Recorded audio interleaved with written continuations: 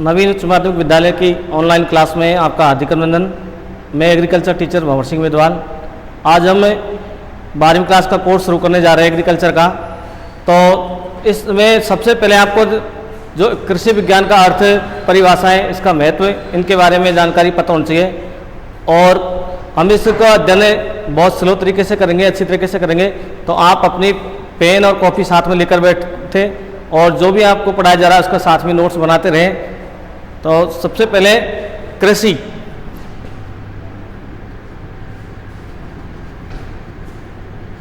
कृषि क्या है? तो देखिए कृषि क्या है कि मानवीय श्रम के द्वारा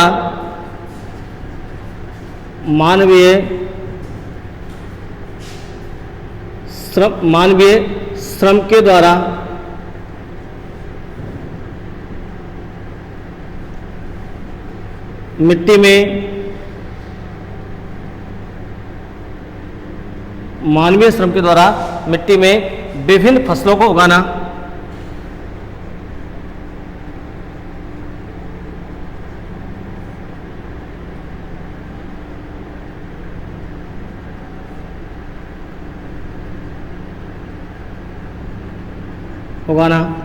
कृषि कहलाता है।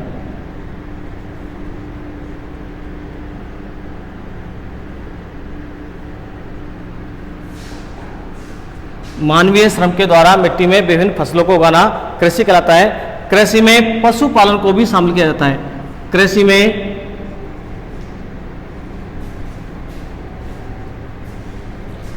पशुपालन को भी शामिल किया जाता है।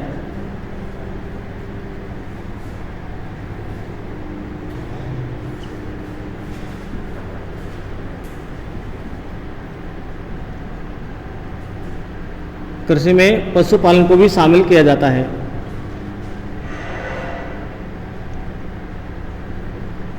तो देखिए कृषि किसे कहते हैं कि मानवीय श्रम के द्वारा मिट्टी में विभिन्न फसलों को उगाना कृषि कहलाता है। और कृषि में पशुपालन को भी शामिल किया जाता है। अथवा कृषि का अर्थ अथवा मनुष्य की वह क्रिया, अथवा मनुष्य की वह क्रिया जिसका मुख्य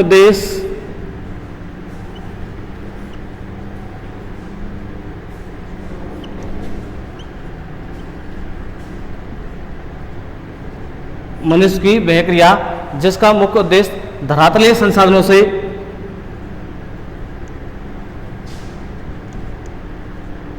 धरातलीय संसाधनों से खाद्यान्न, रेशा, ईंधन, धरातलीय संसाधनों से रेशा, ईंधन आदि प्राप्त करना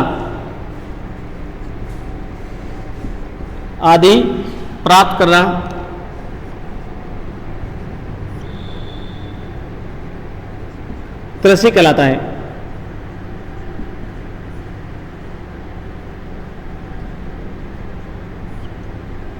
तो देखिए कृषि किसे कहते हैं कि मानवीय श्रम के द्वारा मिट्टी में विभिन्न फसलों को उगाना कृषि कहलाता है। और कृषि में पशुपालन को भी शामिल किया जाता है। यह मनुष्य की वह क्रिया जिसका मुख्य उद्देश्य धरातलीय संसाधनों से खाद्यान्न, रेशा, ईंधन आदि प्राप्त करने की क्रिया कृषि कहलाती है। कृषि शब्द संस्कृत के कृष धातु से बना है। कृषि शब्द संस्कृत के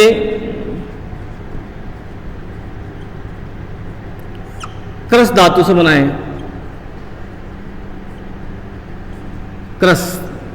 कृषि शब्द संस्कृत की कृष धातु से बना है, जिसका अर्थ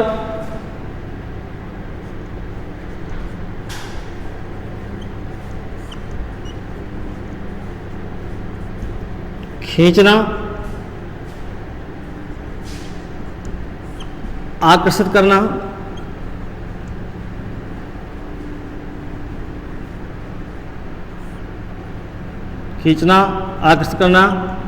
जोतना,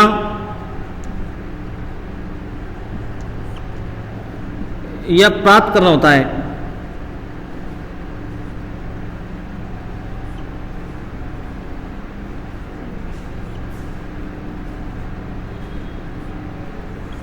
तो देखिए कृषि शब्द संस्कृत की कृष धातु से बना है, जिसका अर्थ खींचना, आकर्षित करना, जोतना या प्राप्त करना होता है। यह कृषि शब्द तीन शब्दों से मिलकर बना है, कृष, इन और कृत। कृषि शब्द तीन शब्दों से मिलकर बना है, कृष, इन, कृत, जिसका अर्थ होता है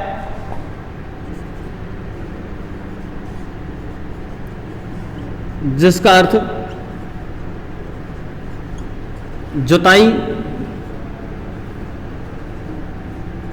खेती या किसानी।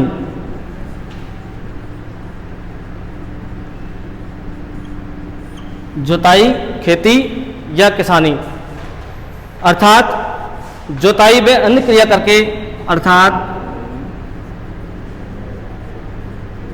जुताई या अन्य क्रिया करके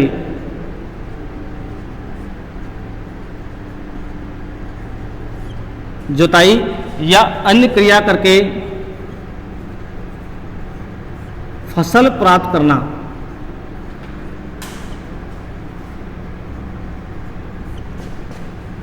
जुताई या अन्य क्रिया करके फसल प्राप्त करना कृषि कहलाता है।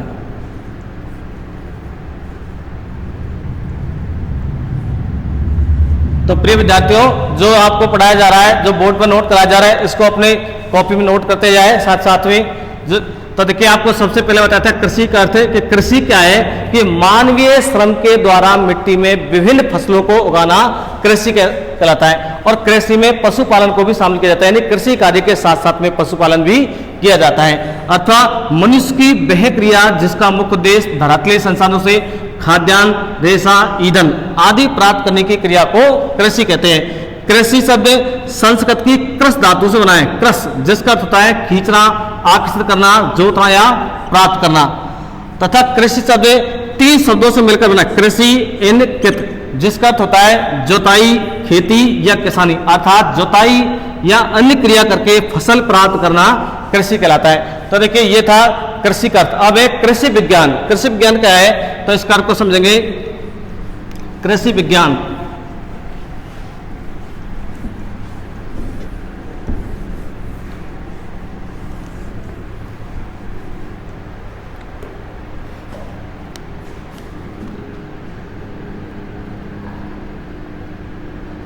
कृषि विज्ञान कृषि विज्ञान को अंग्रेजी में एग्रीकल्चर कहते हैं।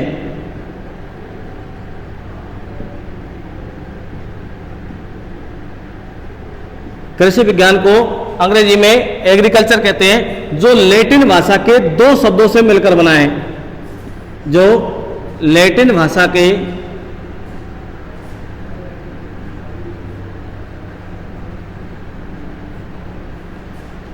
दो शब्दों से मिलकर बना है, एगर, एग्री या एगर।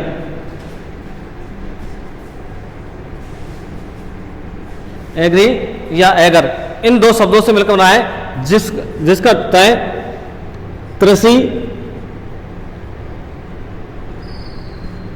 या मृदा अथवा लैंड, भूमि, भूमि या मृदा। और कल्चर का अर्थ होता है खेती करना, खेती करना, अर्थात भूमि के अंतर्गत विभिन्न फसलों की खेती करना। भूमि में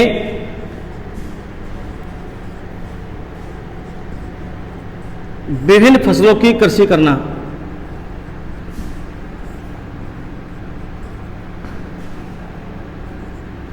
में विभिन्न फसलों की कृषि करना या खेती करना,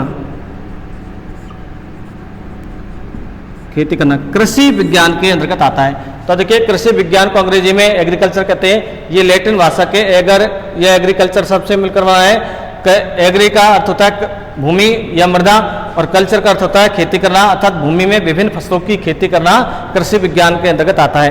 अब इसकी परिभाषा, कृषि विज्ञान की परिभाषा देखिए। कृषि विज्ञान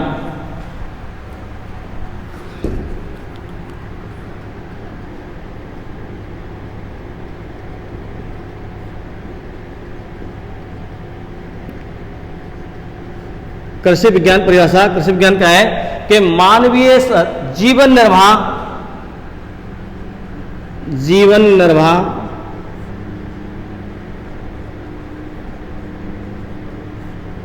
में आर्थिक उद्देश्यों की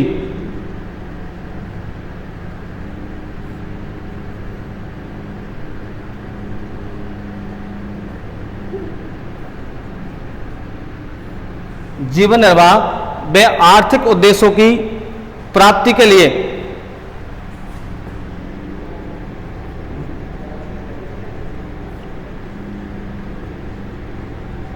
जीवन निर्वाह व आर्थिक उद्देश्यों की प्राप्ति के लिए फसल उत्पादन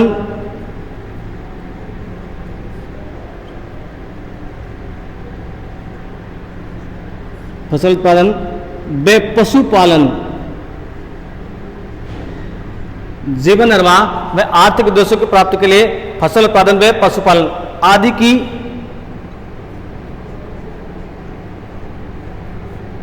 की कला व विज्ञान को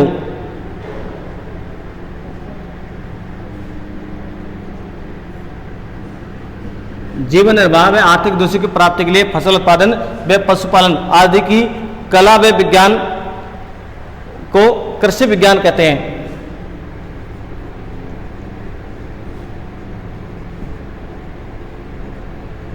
कृषि विज्ञान कहते हैं।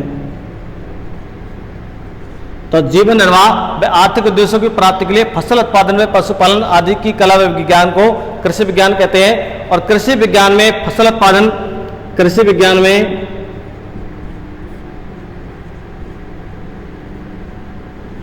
फसल उत्पादन,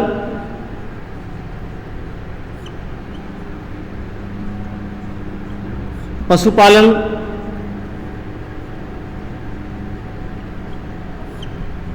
फसल उत्पादन, पशुपालन, मत्स्य पालन,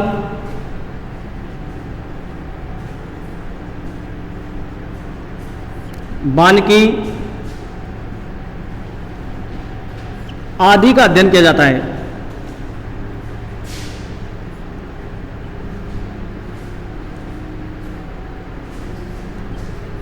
आदि का अध्ययन किया जाता है।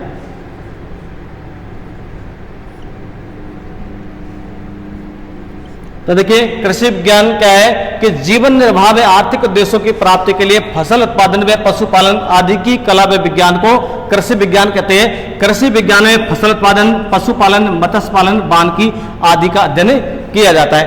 तो देखिए इसमें इनका पशुपालन है या मत्स्य पालन है, वानिकी है, इनका अध्ययन कैसे किया जाता है कि यदि कोई किसान किसी खेत में फसल का उत्पादन करता है, ये फसल उत्पादन के लिए उसका खेत है, तो कई किसान खेत के अंतर्गत पानी के लिए एक तालाब या कुंडा खुदवा लेते हैं, पानी का ये स्रोत बना लेते हैं। तो देखिए साथ में इधर तो खेत है और ये पानी का स्रोत है।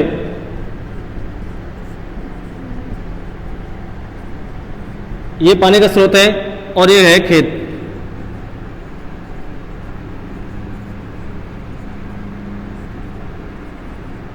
तो देखिए खेत के अंतर्गत तो कृषि हो रही है, यहां पर तो क्या हो रही है, कृषि। अब इसमें कृषि के साथ साथ में खाद्यान्न फसलें, खाद्यान्न फसलों के साथ साथ में चारा फसलें बोई जाती है। तो अगर पशुओं के लिए चारा मिल जाएगा, चारा मिलेगा, तो चारा के साथ से पशुपालन किया जाएगा, पशुपालन। तो देखिए कृषि भी हो रही है और पशुपालन भी हो रहा है, क्योंकि किसान के लिए चारा हो रहा है। इसके साथ साथ में जो पानी भरा हुआ है, इस पानी से खेत में सिंचाई होती है और साथ साथ में इसमें मछली पालन भी किया जाता है, मछली पालन। और इस खेत की मेड़ के अंतर्गत कोई भी रसदार वृक्षों के फल लगा दिए जाते हैं, पेड़ लगा दिए जाते हैं, कोई फलदार वृक्ष इनके मीड के चारों। तो इसमें देखिए आप खेती के साथ साथ में पशुपालन भी हो रहा है, मछली पालन भी हो रहा है और साथ में बान की भी हो रही है। तो देखिए कि जीवन निर्वाह व आर्थिक उद्देश्यों की प्राप्ति के लिए फसल उत्पादन में पशुपालन आदि की कला व विज्ञान को कृषि विज्ञान कहते हैं। और कृषि विज्ञान में फसल उत्पादन, पशुपालन, मत्स्य पालन, बानकी आदि का अध्ययन किया जाता है। अब देखिए भारतीय कृषि की जो सभ्यता है विश्व की प्राचीन सभ्यता है। भारतीय कृषि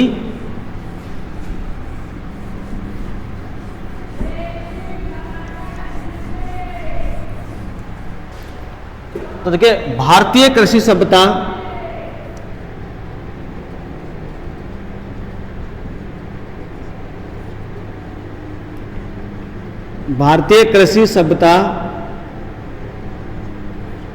विश्व की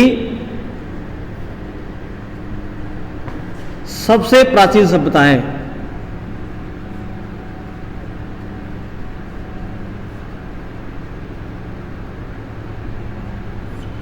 भारतीय कृषि विश्व की सबसे प्राचीन सभ्यता है और यहाँ की 70% जनसंख्या, 70%, यहाँ की 70% जनसंख्या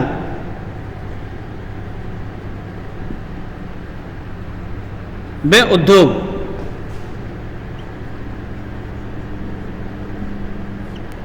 कृषि पर निर्भर है।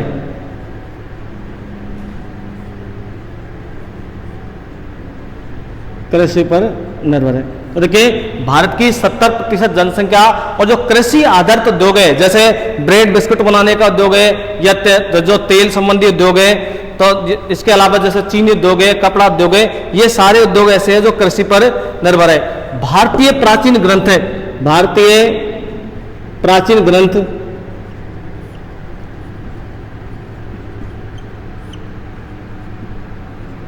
जैसे वृक्षायुर्वेद,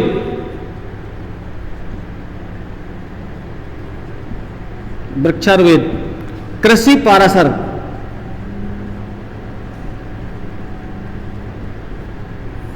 कृषि सूक्त, वृक्षायुर्वेद, कृषि पाराशर, कृषि सूक्त, अथर्ववेद,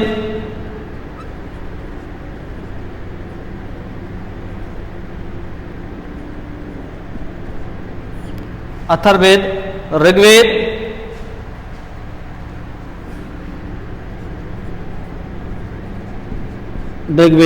तो ये भारतीय प्राचीन ग्रंथ है। वृक्षायुर्वेद, कृषि पाराशर, कृषि सूक्त, अथर्ववेद, ऋग्वेद आदि से स्पष्ट होता है कि भारतीय कृषि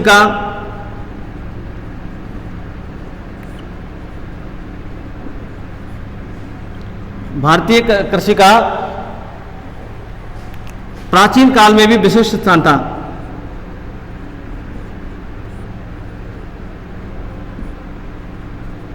प्राचीन काल में भी विशिष्ट स्थान था।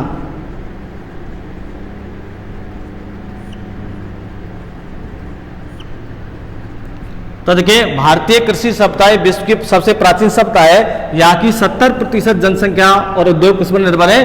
कृषि पर निर्भर है। और भारतीय जो प्राचीन ग्रंथ है, वृक्षायुर्वेद है, कृषि पाराशर है, कृषि सूक्त है, अथर्ववेद, ऋग्वेद, इन ग्रंथों के आधार पर पता चलता है कि भारत के कृषि का प्राचीन काल में भी विशिष्ट स्थान था। डॉक्टर के एल मेहरा एक विद्वान है, डॉक्टर के एल मेहरा,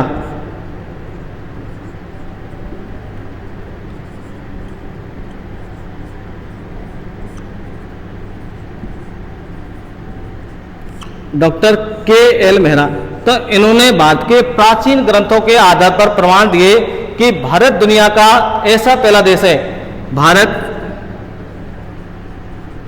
दुनिया का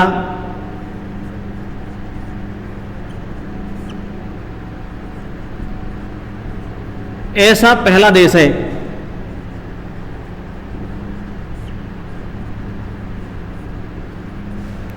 जहां प्राचीन काल से ही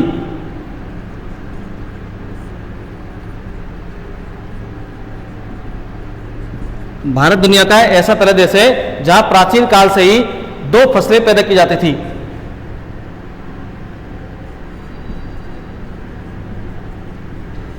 प्राचीन काल से ही 2 फसलें पैदा की जाती थी।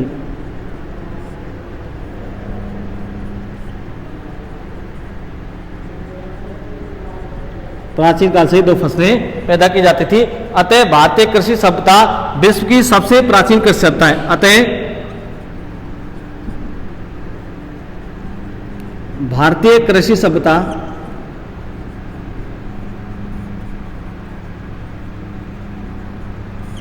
विश्व की सबसे प्राचीन सभ्यता है।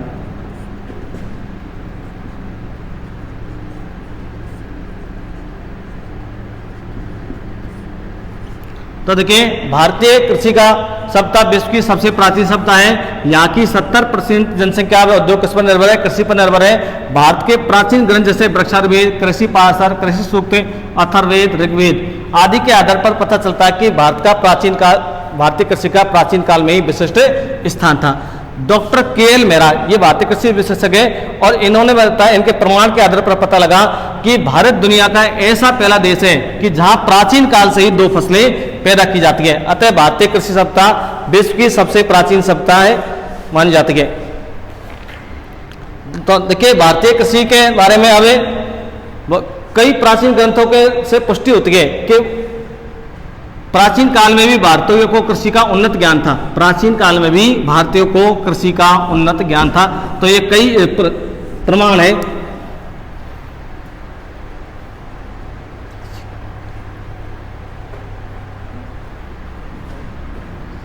तो देखिए, प्राचीन ग्रंथों के आधार पर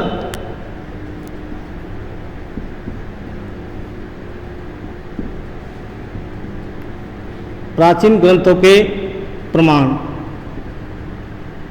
जिनके आधार पर यह पता चलता है कि प्राचीन काल में प्राचीन भारत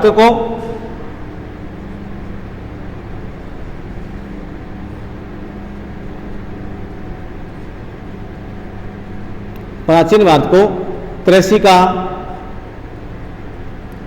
उन्नत ज्ञान था।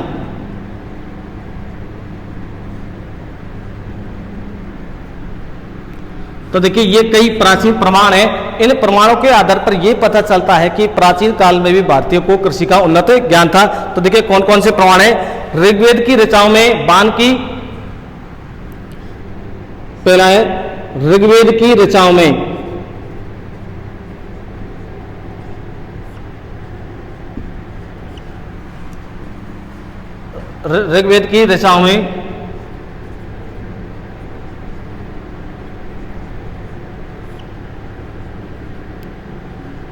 वानिकी व कृषि उपकरण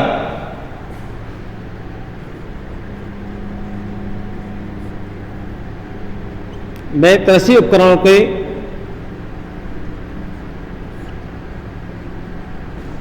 महत्व को दर्शाया गया है।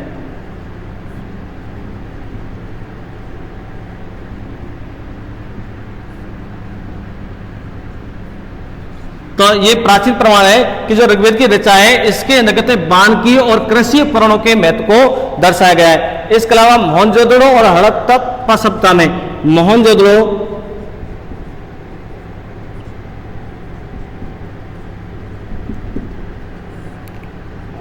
और हड़प्पा सभ्यता में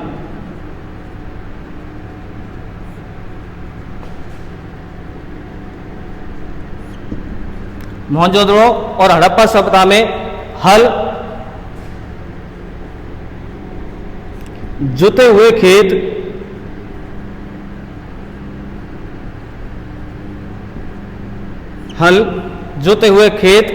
अनाज के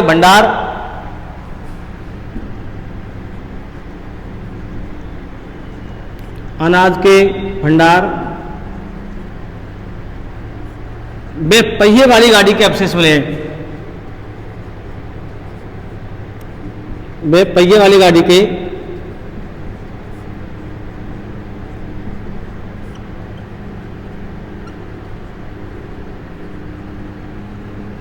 अवशेष मिले हैं। इसके बाद तीसरा प्रमाण है अथर्ववेद में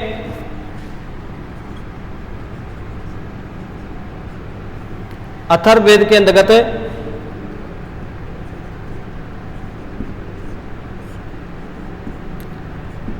पादप सुरक्षा संबंधी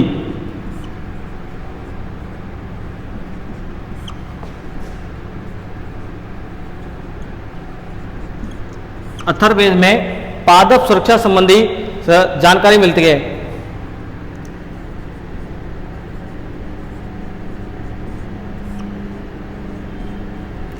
अथर्ववेद में पादप सुरक्षा संबंधी जानकारी मिलती है।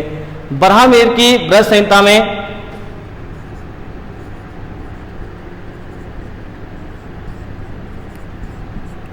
बराहमिहिर की बृहत संहिता में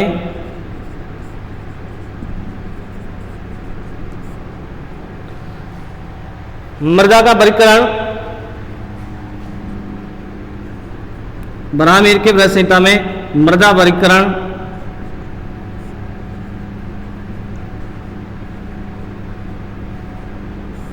सिंचाई प्रणाली,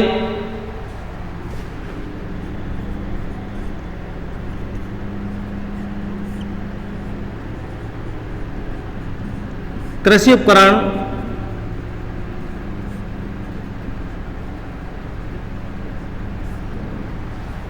कृषि उपकरण वे मौसम के पूर्व अनुमान की, कृषि उपकरण वे मौसम के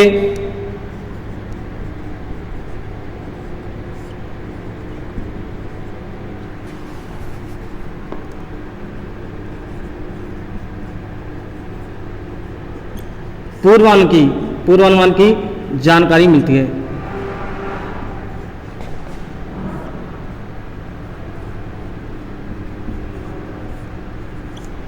तो देखिए इसमें भारतीय प्राचीन ग्रंथों के प्रमाण हैं। ये प्रमाण दिए गए कि जिनके आधार पर यह पता चलता है कि भारतीयों को प्राचीन काल में भी कृषि का उन्नत ज्ञान था। तो ऋग्वेद की ऋचाओं के अंतर्गत वानिकी और कृषि उपकरण, ऋग्वेद की ऋचाओं के अंतर्गत वानिकी और कृषि उपकरणों के महत्व की को दर्शाया गया है। मोहनजोदड़ो और हड़प्पा के अंतर्गत हल, जोते हुए खेत, अनाज के भंडार वे पहिए वाली गाड़ी के अवशेष मिले हैं। और अथर्ववेद में पादप सुरक्षा संबंधी जानकारी मिलती है, पादप सुरक्षा संबंधी जानकारी। और बराहमिहिर की बृहत संहिता में मृदा का वर्गीकरण, सिंचाई प्रणाली, कृषि उपकरण वे मौसम के पूर्व अनुमान की जानकारी मिलती है कि मौसम किस प्रकार का रहेगा, बरसात किस प्रकार होने वाली है या आंधी तूफान आने वाला है, इस सब की जानकारी मिलती है। अब देखिए महाभारत के समापर्व में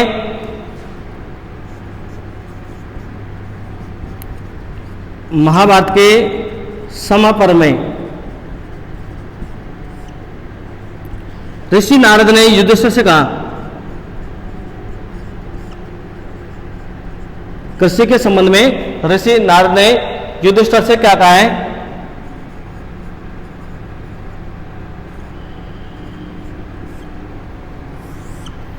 ऋषि नारद ने युधिष्ठिर से कहा है कि हे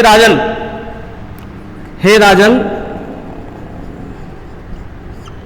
कृषि दशा सुधारने हेतु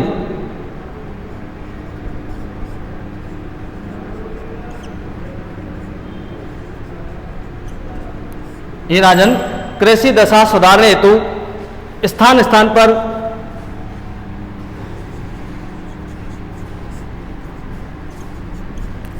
पर कुएं, तालाब व बावड़ी खुदवाओ।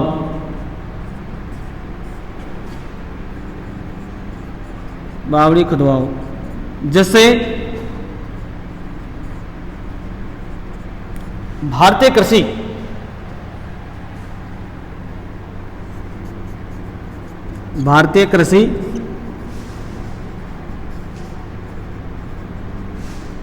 वर्षा पर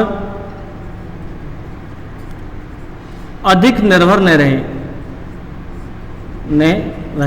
तो देखिए महाभारत के समापर्व में ऋषि नारद ने युधिष्ठिर से क्या कहा है कि हे राजन कृषि दशा सुधारने हेतु स्थान स्थान पर कुएं, तालाब, बावड़ी खुदवाओ कि जिससे भारतीय कृषि अधिक वर्षा पर निर्भर न रहे, यानी पानी के स्रोत मिल जाए। अब देखिए भारतीय कृषि का इतिहास, यानी भारतीय कृषि का किस प्रकार से विकास हुआ। भारतीय कृषि का इतिहास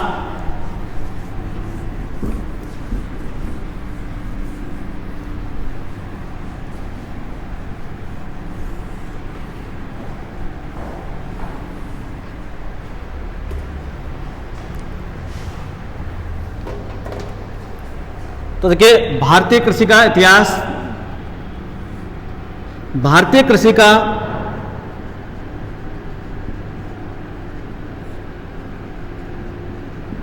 भारतीय कृषि का प्रभावशाली ढंग से वर्णन।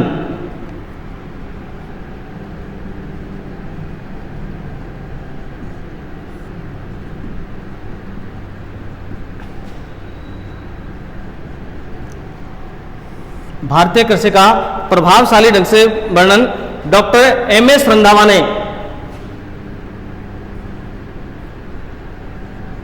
Doctor MS. रंधावा इन्होंने प्रस्तुत किया।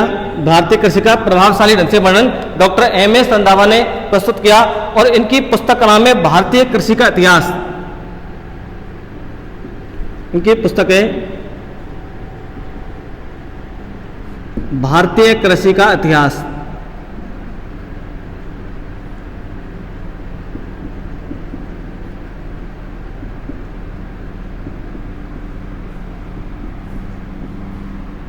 तो देखिए, भारतीय कृषि का प्रभावशाली ढंग से वर्णन किसने किया? Doctor MS. रंधावा ने भारतीय कृषि के इतिहास नामक पुस्तक में 1899 और 1900 के अंतर्गत भारत के अंतर्गत भीषण अकाल पड़ा। भीषण अकाल, तो इसलिए भारत की कृषि की दशा को सुधारने के लिए 1904 में कृषि बोर्ड की स्थापना की गई। 1904 में भारतीय कृषि बोर्ड की स्थापना की गई। भारतीय कृषि बोर्ड, ये क्वेश्चन कॉम्पिटिशन एग्जाम में भी आते रहते हैं, जो आपको पढ़ाए जा रहे हैं इनको ध्यान से पढ़े। तो इसके अलावा 1905 में बिहार के दरभंगा जिले में 1905 में बिहार के दरभंगा जिले में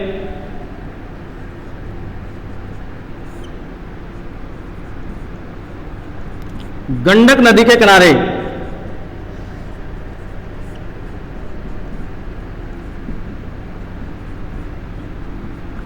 गंडक नदी के किनारे शोध कार्य हेतु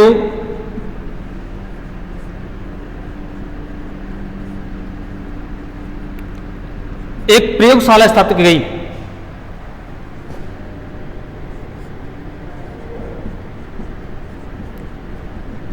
प्रयोगशाला स्थापित की गई।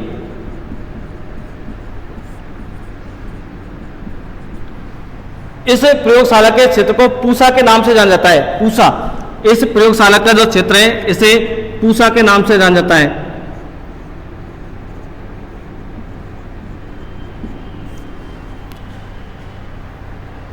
और इसको fifth of USA, fifth of USA इस नाम से भी जाना जाता है। तो 1905 में बिहार के दरभंगा जिले में गंडक नदी के किनारे शोध कार्य हेतु एक प्रयोगशाला स्थापित की गई और इस प्रयोगशाला को फिफ्थ प्रयोगशाला के नाम से जाना जाता है। किस नाम से? फिफ्थ प्रयोगशाला।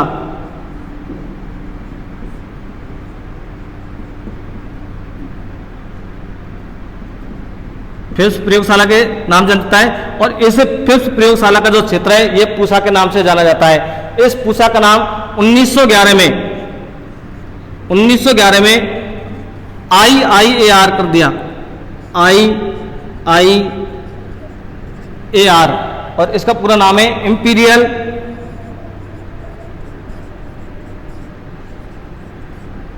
Institute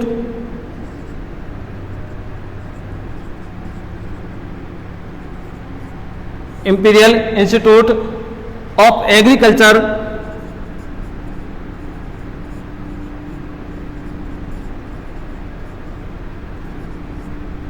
and research. तो जो फिफ्थ प्रयोगशाला थी इसका 1911 में क्या नाम कर दिया? IIR, imperial institute of agriculture and research. और 1919 के अंतर्गत इसका नाम IAR, 1919 में इसका नाम IARI, 1911 में इसका नाम कर दिया IARI जी। तो इसका imperial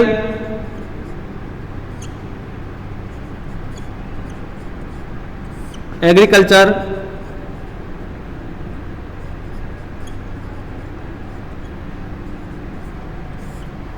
imperial agriculture of research institute.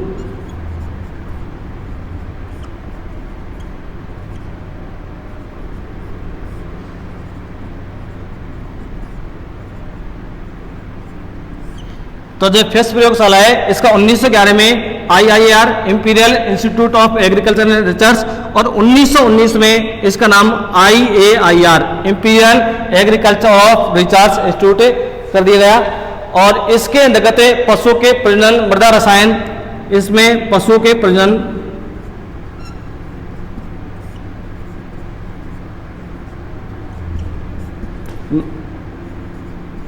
मृदा रसायन विज्ञान, कीट, वनस्पति,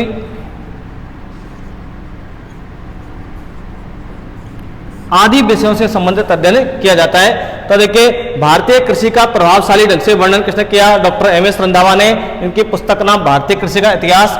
और 1899 1900 में एक भीषण काल पड़ा, तो इसमें भारतीय कृषि को बहुत आघात पहुंचा। तो इससे उबरने के लिए 1904 में भारतीय कृषि बोर्ड की स्थापना की गई और 1905 में बिहार के दरभंगा जिले में गंडक नदी के किनारे शोध कार्य हेतु एक प्रयोगशाला स्थापित की गई। इस प्रयोगशाला को फिफ्थ प्रयोगशाला के नाम से जाना जाता है और इस प्रयोगशाला का क्षेत्र किस नाम से जाना जाता है? पूसा के नाम से। 1911 में इसका नाम IIAR रख दिया, imperial institute of agriculture and research. और 1919 में IAIR imperial agriculture of research institute, इसका पशुओं के प्रजनन, मृदा रसायन, कीट, वनस्पति आदि से संबंधित अध्ययन किया जाता है।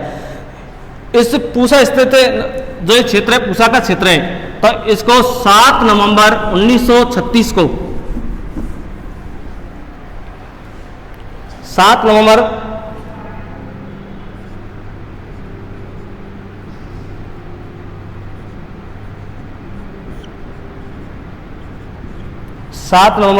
1936 को इसका नाम भारतीय कृषि अनुसंधान संस्थान,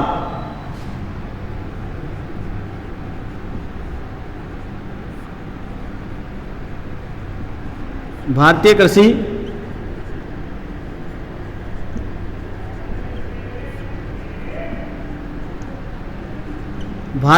अनुसंधान संस्थान के नाम से जाना जाता है। और भारतीय कृषि अनुसंधान संस्थान की स्थापना 1929 में नई दिल्ली में की गई। इसकी जो स्थापना है 1929 में दिल्ली में की गई।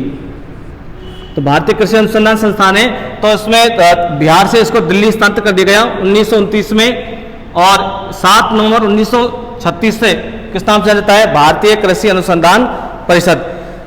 भारतीय कृषि अनुसंधान परिषद के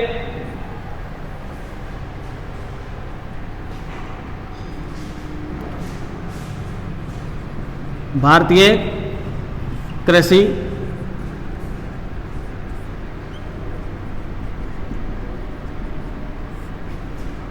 अनुसंधान परिषद। तो देखिए जो पूसा स्थित संस्थान है इसको दिल्ली में स्थानांतरित किया गया 7 नवंबर 1936 को, तो इसे स्थापित कर दिया गया दिल्ली में। और इसके अलावा इसको 1929 में इसे भारतीय कृषि अनुसंधान परिषद के नाम से जाना जाता है, भारतीय कृषि अनुसंधान परिषद। और भारतीय अनुसंधान कृषि परिषद के जो महानिदेशक हैं, भारतीय कृषि अनुसंधान परिषद के महानिदेशक डॉक्टर BP पाल।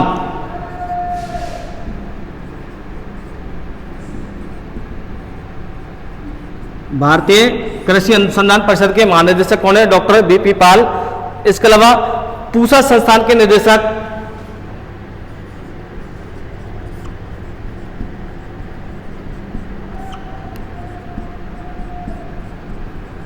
पूसा संस्थान के निदेशक डॉक्टर स्वामीनाथन। पूसा संस्थान के जो निदेशक है MS Swaminathan.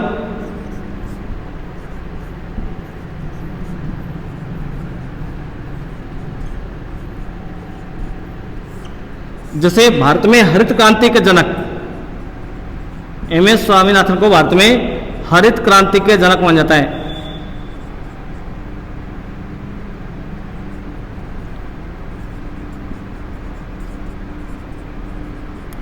Doctor M S Swaminathan को भारत में हरित क्रांति के जनक माना जाता है। और खाद्य एवं कृषि संगठन के विशेषज्ञ डॉक्टर के एल मेहरा।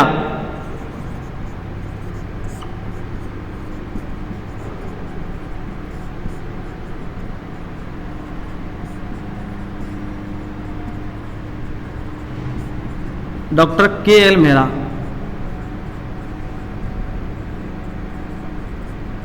खाद्य एवं कृषि संगठन डॉक्टर के एल मेहरा। और विश्व स्तर पर जो हरित क्रांति के जनक है, विश्व स्तर पर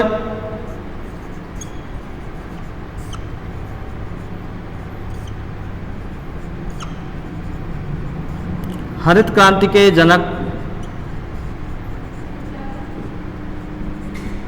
नॉर्मन ई बोरलॉग।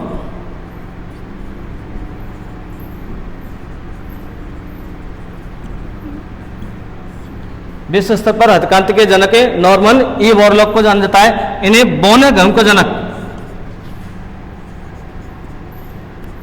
बोने गेहूं का जनक। तो देखिए जब 1960 के अंतर्गत भारत में खाद्यान्नों के उत्पादन हेतु या गेहूं के उत्पादन बढ़ाने हेतु डॉक्टर स्वामीनाथन ने जो योजना बना रहे थे 1960 में, तो उस टाइम जो विश्व स्तर के जो ये नॉर्मन बोरलॉग है, ये भारत पर दौरे पर थे।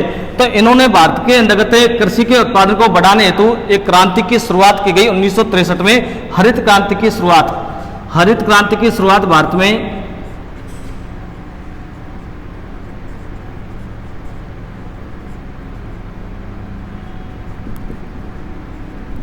1963 में की गई,